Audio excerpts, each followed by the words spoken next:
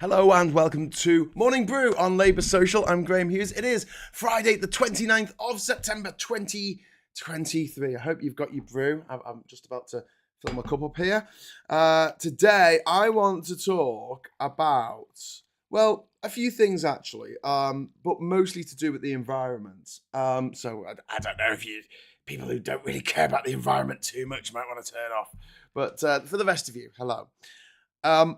I live in the northeast, and I live not far from Hadrian's Wall, and so this tree that has been seemingly felled by a teenager is something that really affects me to a large degree. I mean, that's somewhere we know. And as much as I want to sort of create empathy and sympathy for people or things that are gone now for various reasons that I don't know, it's a little bit harder when it's something that is part of your friendship group almost. I know a tree is a strange thing to have part of your friendship group, but that tree was known in the northeast in the same way that the Crooked House pub down in Birmingham was known by the people who lived in that area. A beloved landmark. And I understand people who don't live here and have never been to the tree obviously feel shocked as well and saddened, and I absolutely get that. And I have no problem with people getting upset about this, because there's some people who say, "Oh, you get more upset about a tree than you do about people dying," and I'm like, well, it's not quite the same, but there's a common root here. Excuse the pun. When we look at acts of vandalism in isolation, like this, like the Crooked House, like some of the beautiful buildings that have been knocked down, like those ancient trees that was felled for HS2, which looks like it's going to be a railway from nowhere to nowhere at the moment. When one of these things happen, I often think of the Starling quote about one death being a tragedy, a million being a statistic.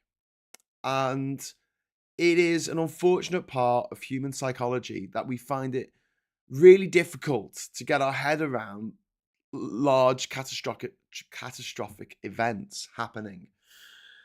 The scale of a tragedy like the Holocaust or even like 9/11 is difficult to get your head around. I know you got an orders of magnitude in difference in how many people died in those events and how long they went on for, but also, the fact that there are so many. So I'll give an example. When charities used to have pictures in magazines of children in a village in Ethiopia or somewhere else in Africa, and they'll say these children need water, these children need food, these children need shelter, and they would find that they would get less money for those adverts for that charity than if they just had one child, gave them a name, said this is Ashanti or whatever the name is, and if they do that and have one child, they get more donations, because people find it easier to relate to just one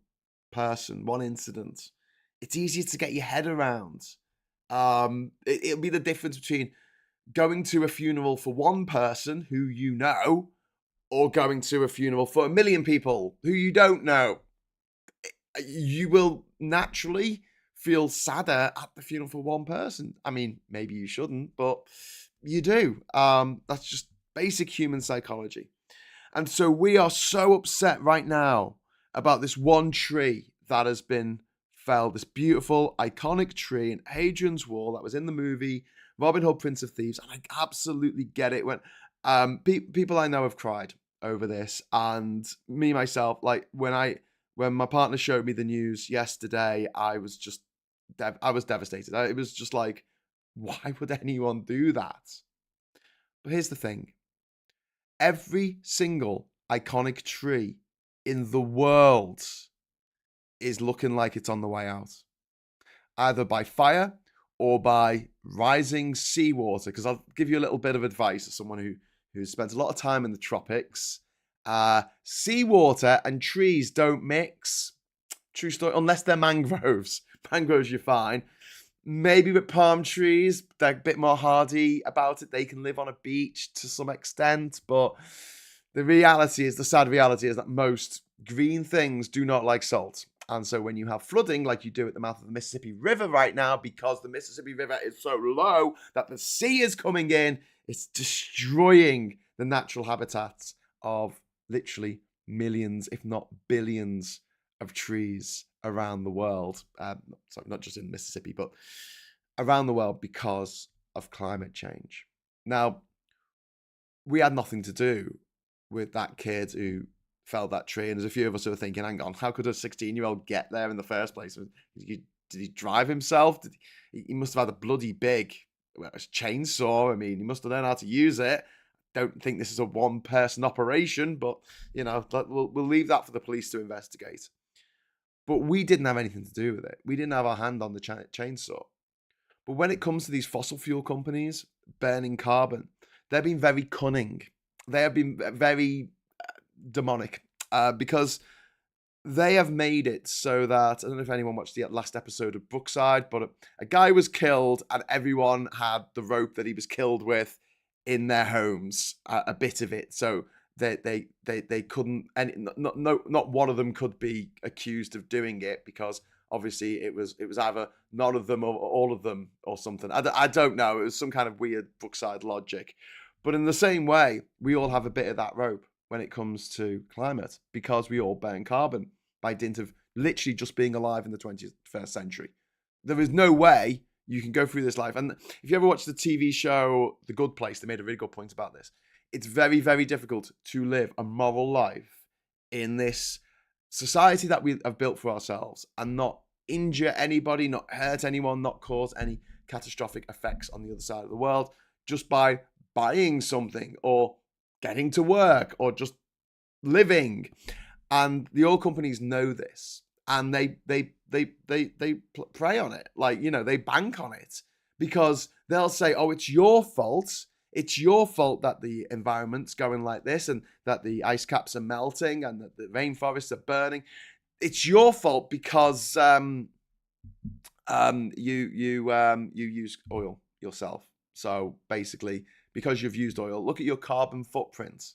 Famous bit of greenwashing there to take the blame away from these major companies, only a handful of which cause the majority of greenhouse emissions in the world. And we have to all share the blame. We all have our hand on the metaphorical chainsaw. And so when we say, oh my God, what's happened to this tree or what's happened to this forest? Round by me here in Durham, we had a storm. It was the January before last. And we lost, just in our local area, hundreds of trees. I'm not exaggerating. There's an area near me that used to be a pit. I live in an old mining village these days, and there's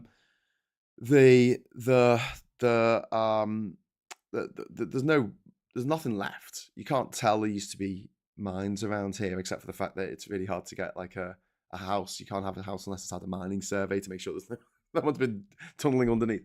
But there's like really lovely forest walks where these pits used to be, and so many trees fell down in that storm. That storm that happened as a direct result of climate change. We never used to get storms of this frequency and intensity in the UK. We never started naming storms in the UK until 2015. So this is kind of like a new thing, all right? And what happened here in the Northeast is because of the unusual weather patterns that we've been having, it wasn't the strength of the wind that necessarily knocked all these trees down. It was the direction of the wind. The wind was coming from an unusual direction that it doesn't normally come from. As a tree grows, it will naturally buttress itself up against the prevailing wind, effectively. I mean, not necessarily growing like the great Leaning Tower of Pisa, but effectively the roots on one side of a tree will be stronger, more sturdy, and grow in a way that makes sure that when that wind pushes against the tree can stand its ground. So imagine you're standing in a wind tunnel. You will lean forward, right? Trees kind of do the same thing in a way. They put one leg back, but obviously that's the roots. What happened was the wind for this storm in January 2022, I think it was, came from another direction. And the trees were buttressed for wind coming in that direction. It was just completely unusual for them. And it was so strong, and they hadn't got any natural defense against it, and they fell down. They fell down as a result of climate change. So we had hundreds of trees, some trees that were, I feel like Treebeard in Lord of the Rings going like, some of these trees were my friends. I know it sounds daft, but I was absolutely heartbroken walking along the paths, the railway paths and the pit paths that I walk down every day. And these trees are now gone, they've fallen over and they've pulled up all this soil and the roots are all out the back, like they've been pulled over by the orcs. It was literally like that. I was like, oh my God, they're building Isengard. And it was just, it was like the climate companies, the climate catastrophe companies, the extinction juice extractors are doing this. They're doing what happened to the Robin Hood tree to all the trees everywhere in the world. They're doing everything in their power to destroy them, to knock them down, to make them fall over in the wind, make them burn in a fire, or make them drown in salt water. And we feel helpless to do anything about this because they're so rich and so powerful, and they've played this trick that some marketeer, some advertising madman, Madison Avenue gobshite has said, hey, human psychology, you make people share the blame of this and you can get away with it. You can keep laughing until the cows come home or the trees have fallen down or died. And this is the way I'm feeling right now. It's like the fact that Rishi Sunak, the most patently corrupt politician of all time. I mean, this guy is off the charts when it comes to corruption. I mean, he is making African dictators look like they're on the straight and level. Do you know what I mean? He is going that extra level of just absolute sheer 100% corruption. And I'm happy to say that because look at what he's done. He has given over 100 licenses to these oil companies to drill in the North Sea, opened up an oil field that has 500 million barrels of oil in it. I just can't look at that and not think, oh, that's interesting, because he's got all his money from this company, Emphasis, and they just signed a $1.5 billion dollar deal with BP. And they also do work for like ExxonMobil, don't they? And Aramco, and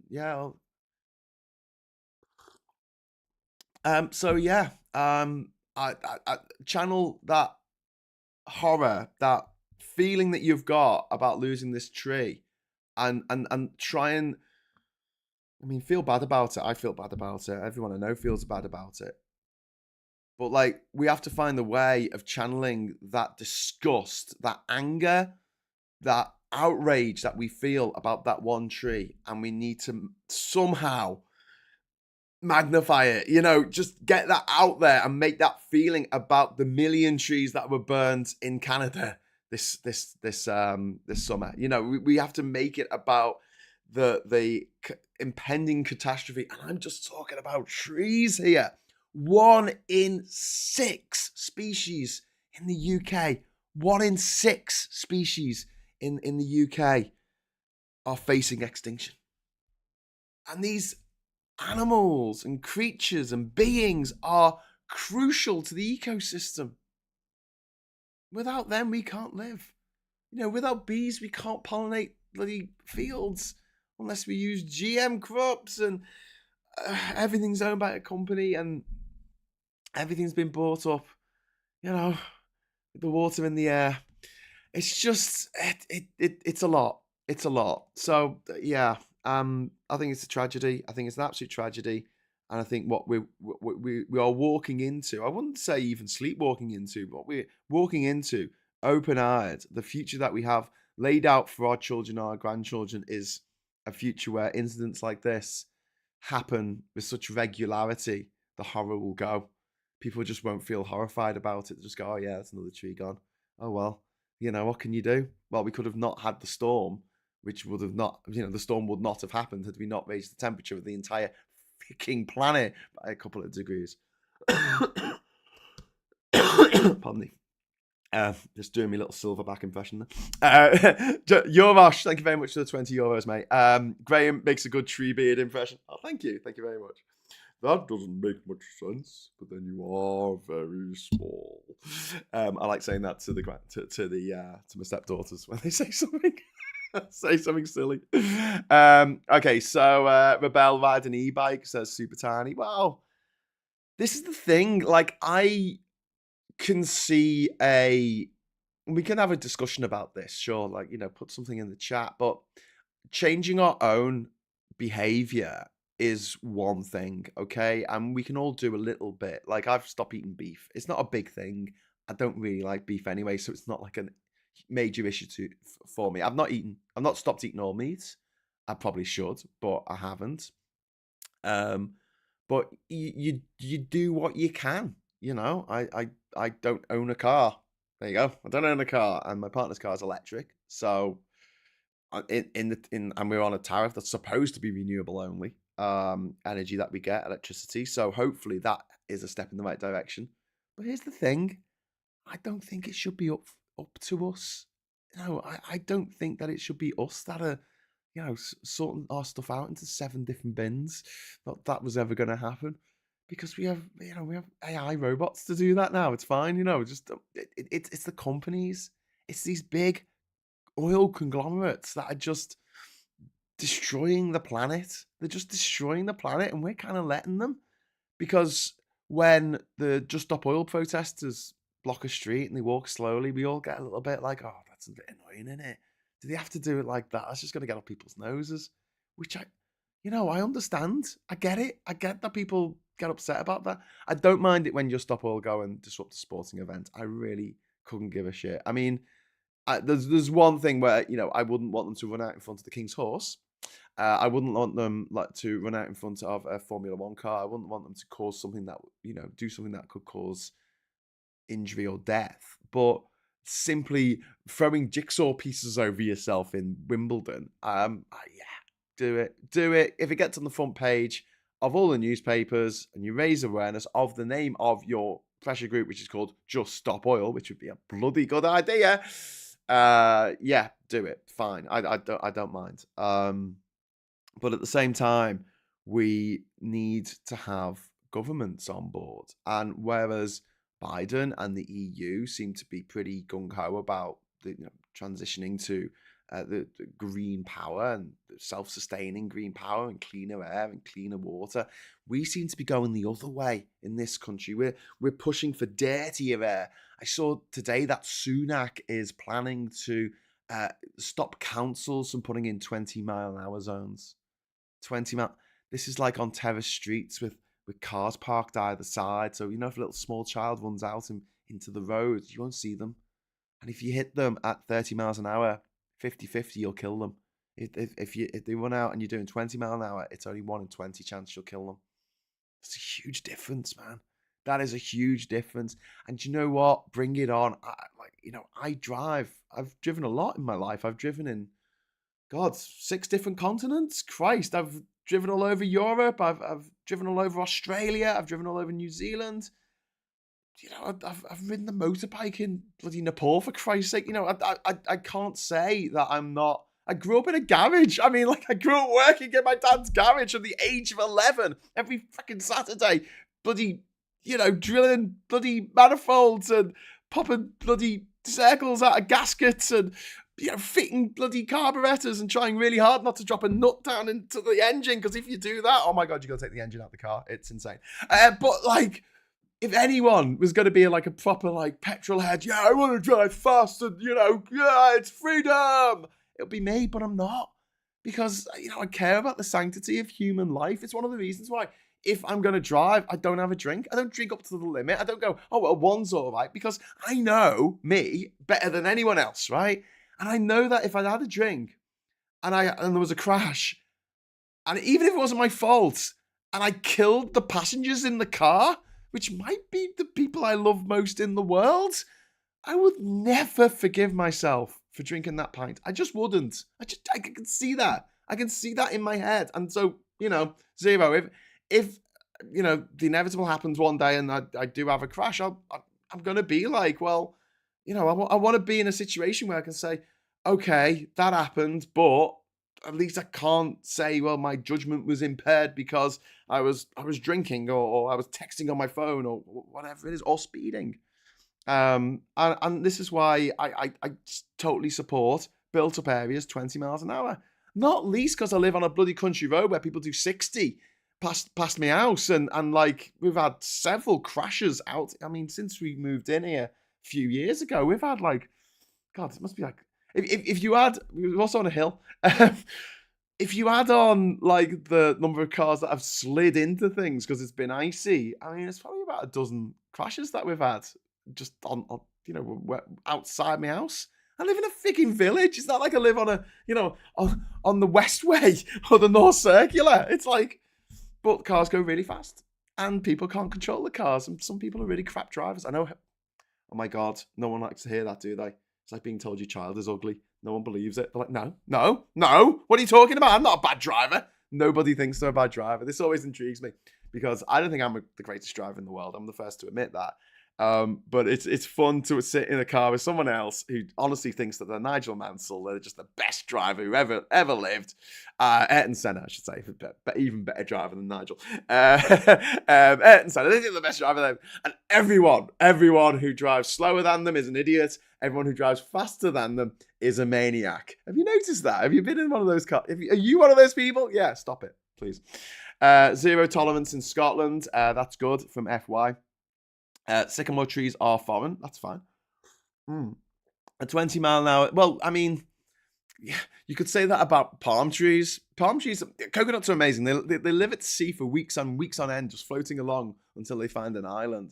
And just by that, the survival thing of a coconut having everything it needs to start growing as a tree into a palm tree, and being able to float on water and being able to get to islands, they managed to get to every single island group in the Pacific Ocean over millions of years, except for Hawaii, because it was too far away. So all the palm trees you see in Hawaii were taken there by humans. True story. Anti-20 mile an hour people should pick what speed they want a car to drive into them, and then we'll drive into them at that speed. A simple solution from Jess Hunt. I love that, Jess. That's very good point. Yes and no. Right about concrete and steel. There are now better processes coming, but every bit we do does help, however small. The e.g. 3-tier steamer saves 2 rings on the stove. Yeah, Howard.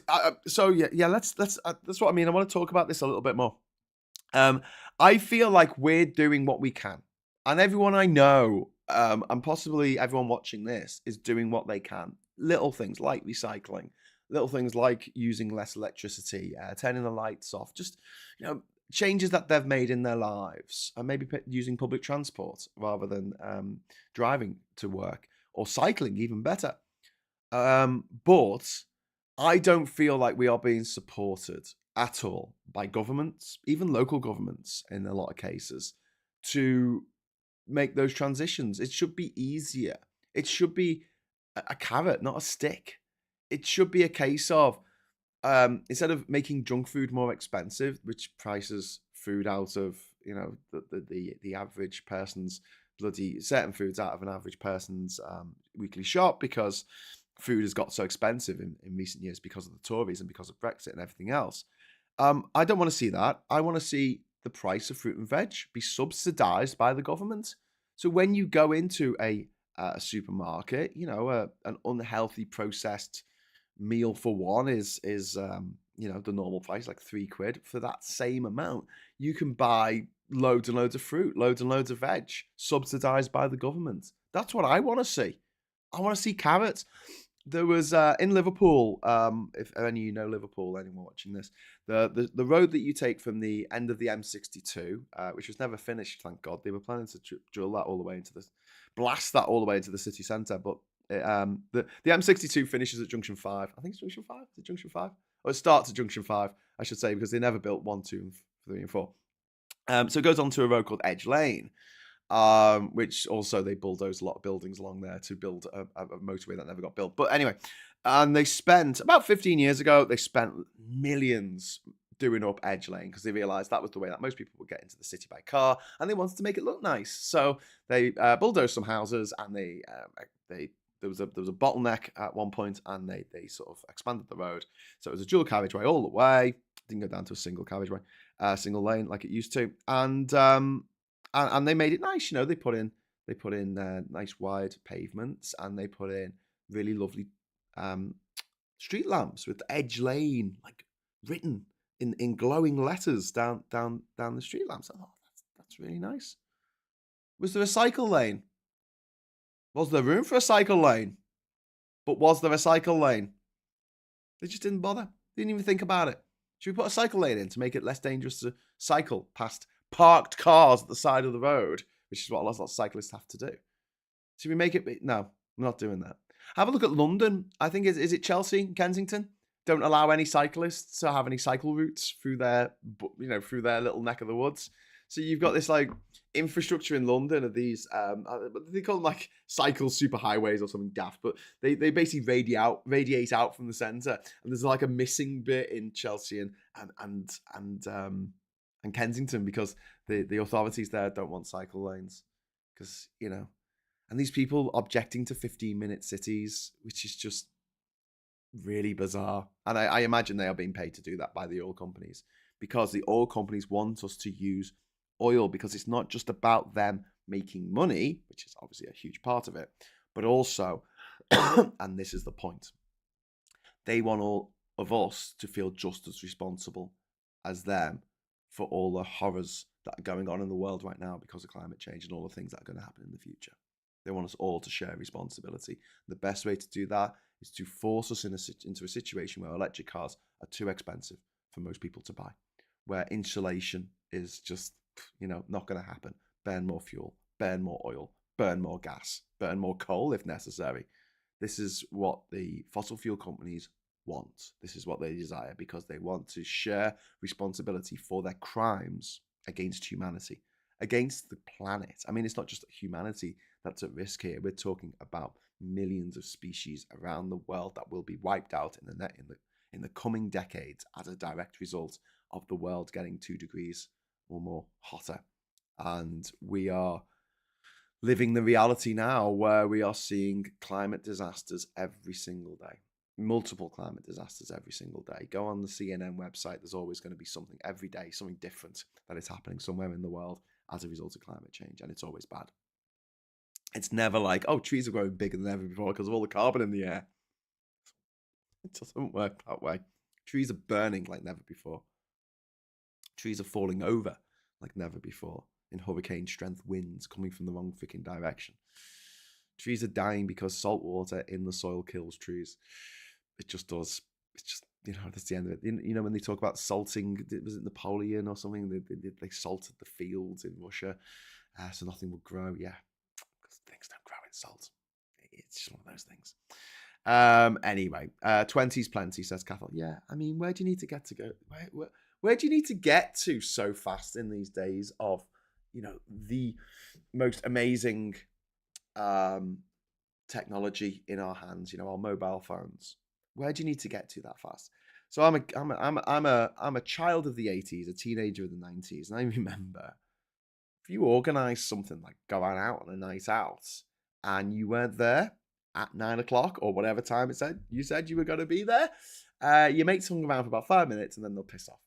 There was no way of communicating with them. There was no way of calling them up or texting them and saying, hey, I'm going to be 5 minutes late. You couldn't do it. So maybe there was an argument back then, like you had to be on time for stuff. But these days, literally pull over, text, I will be 5 minutes. And in fact, don't even do that. Just say, Alexa or whatever your car's called, compose a text message to your phone on this crate. It'll go, okay, yeah. And what do you want it to say? And you'll tell it what it wants to say, and it'll get it wrong. And then you'll do it again and get it wrong again. And then eventually you'll pull over and just type it in because, you know, that voice to text thing isn't very good. But it does not deal with Scouse accents. But the point is that I can't really see any good reason, unless you're an ambulance or a fire engine or a police car, for having to travel that fast. And that seems really flippant, but in this day and age, with communication being what it is, anyone any ideas in the chat? Can you give me some examples of like something that you would really need to rush to unless someone was literally dying? In which case you should be an ambulance. What? You know, I gotta get back. Well, you got to see something on the TV because if you don't watch it on the time that it's broadcast, you're going to miss it forever. Like what happened in the 80s if you didn't set up your video recorder properly in time to, time record something, which never seemed to work. No, you don't have to rush home to see anything because it's all available on catch up. It's all there. What do you need to be fast for? What? Come on. Now, before I go, I want a good reason in the chat. Someone give me a good reason for having to rush through suburban streets really, really fast. No.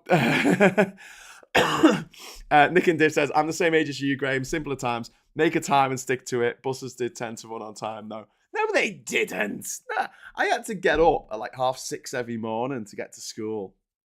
Because I had to get 2 buses, and you say they ran on time, but it was like I had to give it. I used to get into school about sort of 8 o'clock in the morning when they were first opening, because it was like you could either get there for 8 or you could risk getting the later bus, which is supposed to come 20 minutes later. But that might not turn up, or it might just, I don't know. And especially when you're getting 2 buses, you've got to rely on both of them turning up and both of them being on time. So if the first one's delayed, you'll miss the second one. And it just wasn't worth it. I'll just be getting in late all the time if I relied on the later bus, which came in at a more sensible time. So yeah, 8 o'clock in the morning, I was in bloody school. Wasted my time. In Tory areas, you get extra points. Your hair is on fire. Ambulance, okay? Running from the police because you cut down a sycamore. Yeah, well, that would be against the law, so you shouldn't be speeding for that. Hybrids will be fine at 20 miles an hour, but petrol and diesel are totally inefficient at 20 miles per gallon. There will be more pollution. Well, Tox, I mean, perhaps, but when we talk about efficiency, obviously, electric cars are a lot more efficient and a lot cheaper to run at the moment. Although that might change, I'm sure it will in the future. But at the moment, if you are on a cheap tariff and you can charge from your home, I think for solar panels, it's a lot cheaper. Let me just put it that way. But obviously, there's a lot of people who don't want us to move to electric cars, least of all the oil companies, because they want us all to feel guilty, and therefore do nothing about it because we're culpable. It's like when something bad happens and when a country does something awful. We benefit from that, like slavery or the empire. We're culpable. We've had something to do with that, and it takes a lot for someone to actually put their hands up and say, that was wrong. And it's why you see now so many people who are like, they won't even countenance the idea that slavery was the most abhorrent thing that humans have ever done. And we were the leading stars of the slavers movement. A debt to slavers that wasn't paid off till 2015. Anyway, I'm going to wrap it up in a moment, but thank you very much for the super chats and all of the messages. I really like this. Being inefficient at 12 miles an hour doesn't mean more pollution. I swear they were better. Nick and Diff. Do you know what was better when I was a kid? You could get a bus pass and you could use it on every bus in Liverpool. And now you get an Aviva bus pass or a Stagecoach bus pass, and you can only use it on that particular bus service. So if a number 10 comes along East Prescott Road and it's not the service that you had the pass for, then you can't use it. You have to wait for another bus to come in the rain, which is incredibly frustrating. Andy Burnham has re-regulated the buses in Manchester, and I hope that happens in Liverpool under Steve Rotherham. I'm sure they're trying to put that into place. I'd be surprised if they're not. Can we use excess bullies to pull our carts? Using public transport to get to work means arriving late for work, which puts job in jeopardy, which also means getting sick from COVID, and other things, which means more time off work and lost wages. Okay. Again, I mean, this is something that it's interesting your point there, because basically you're saying, well, public transport isn't good enough for us to rely on, and you're right. In most places, it's not.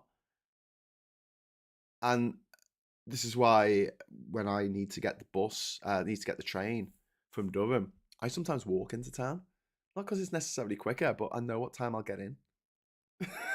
No, it takes me an hour to walk to the station, so I go, right, okay, I'll be there in an hour, and I know that I'll definitely be there. Whereas I can't really rely on public transport.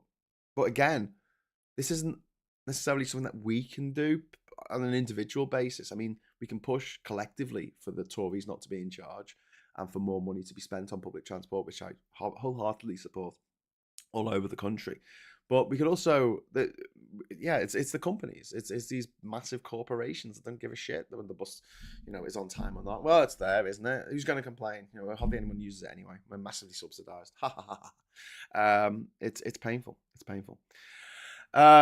Yeah, 20 mile an hour zones introduced before the scooters under the "What about the children" narrative. It's since been extended into places where there are no schools. Yeah, in the school near me here in Durham, there's a 20 mile an hour light. It lights up when the kids are going into school. It doesn't light up.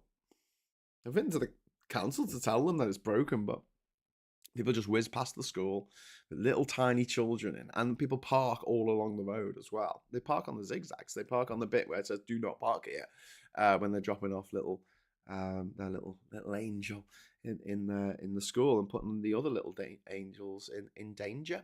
And hardly anything's done. And it's one of those things. Like I often think about how people get away with stuff in rural areas that they wouldn't get away with in urban areas, especially when it comes to driving like a maniac or driving dangerously or putting people's lives in danger. And yeah, I'm this is why I don't really mind speed cameras too much, because I think, well, it's a passive way of making sure that people slow down, and it works. People do slow down. The number of people killed on the road since speed cameras were introduced has gone down.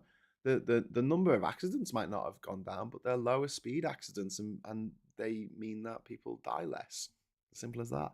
An interesting stat is that women and men, looking at the differences in their driving, which is always fun. Women actually statistically crash more than men, but men cause more death. Because when men crash, they're going at 100 freaking miles an hour, whereas when women crash, it's generally manoeuvring, so going slower. And yeah, I hope that doesn't sound very misogynistic, but yay women, slow. They take it easy. Generally speaking, I know that obviously not everyone is a driving Miss Daisy. Morgan Freeman, like myself. Anyway, there is no one magic bullet. The problem has been growing since the first agricultural revolution. Time's run out on our shift. Yeah, I mean, there are a lot of things. There are a lot of facets to this, and you're right. There is no one magic bullet. There's no one simple solution.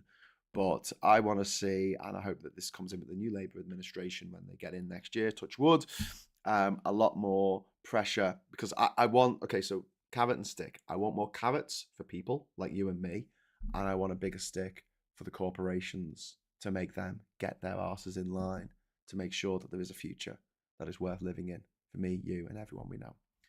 Okay, that's it for today. I'm going to knock off. Oh, God, I've gone way over time, but then I start a bit late because Adobe Photoshop wasn't working for some reason for my graphic.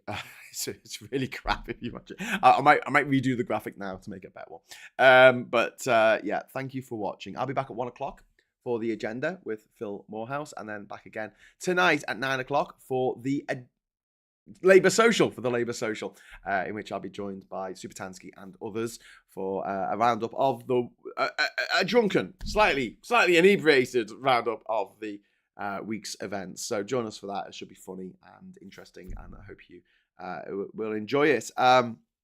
Once again, I'd just like to stress that we are doing a live talk at the Camp and Fairness in Liverpool on Monday, October the 9th. I should have this written on a cue card, shouldn't I? In Liverpool. It's just by where the conference venue is. It's about a 10-minute walk from the conference venue, where the Labour conference is happening. And it's at 5 o'clock in the afternoon, not in the morning, at the Camp and Fairness venue. Which is just off Jamaica Street in Liverpool. It's on Greenwood Street, in the Baltic Triangle. And it's going to be me, and it's going to be Phil, and it's going to be Femi, and it's going to be Supertansky, and it's going to be MARINA PURKISS as well from LBC. And also those wonderful clips that we like to share of MARINA just absolutely taking people to task, including Rees-Mogg, which was one of the clips of the year. as far as I'm concerned. So if you want to join us for that, we'll be talking about social media. This is accessible to anyone. You don't need to be a Labour member. You don't have to have a pass for the conference or anything. This is a fringe event. Please come along, and then we'll be having drinks in the bar afterwards. It's £3. Something for a ticket through Eventbrite. The link is in the description below. And if you are a YouTube, it's £5 on the door. And if you are a YouTube member of this channel or a patron, you can get in for free using a code. If I think number 3 said they couldn't find the code, but I'll send it to you, mate, if I remember. But if you haven't got the code, I will make sure that you get it, or I'll put your name down on the list. Okay, right. I'll take care, everybody. Thank you so much for watching today, and I'll see you hopefully at about 1 o'clock. About 1 o'clock. Should we there 1 o'clock today? If you're around, if you can, manage it, just listen in. I don't know. I'll be back with Phil for the agenda. Until then, hello, good evening, welcome, and